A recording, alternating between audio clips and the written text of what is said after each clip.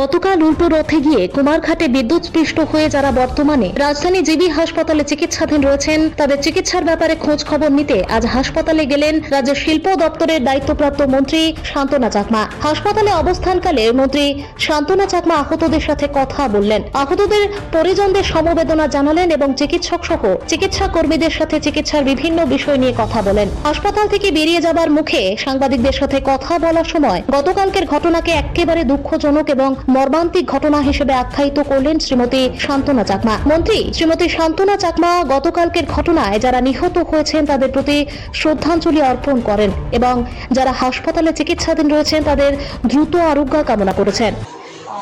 সর্বপ্রথম রাজ্যবাসীকে আমার প্রণাম এবং কালকের যে ঘটনা সেটা সম্পূর্ণ যেটা বিশ্বাসযোগ্য ছিল না, সেটা হয়ে গেছে দুর্ভাগ্যজনক।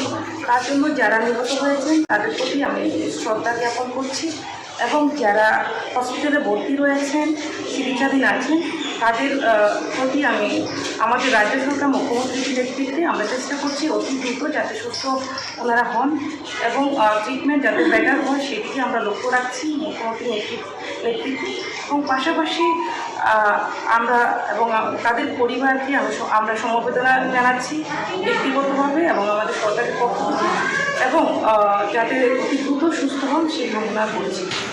অ্যাকচুয়ালি যেটা বলা দুঃখজনক, যেটা আমরা ভাবতে পারি ত্রিপুরার জনগণ হিসেবে হোক অথবা একজন কি বলবো যেটা দুর্ভাগ্যজনক, তার জন্য আমি অত্যন্ত দুঃখিত এবং যারা নিহত হয়েছেন তাদের পরিবারকে আমি শ্রদ্ধাঞ্জলি জানাচ্ছি এবং সমবেদনা জানাচ্ছি এবং পাশাপাশি যারা হসপিটালে অ্যাডমিট যারা রয়েছেন তাদেরকেও আমি ভগবানের কাছে তাদের যাতে অতি দ্রুত যাতে সুস্থ হয় সেই কামনা করি।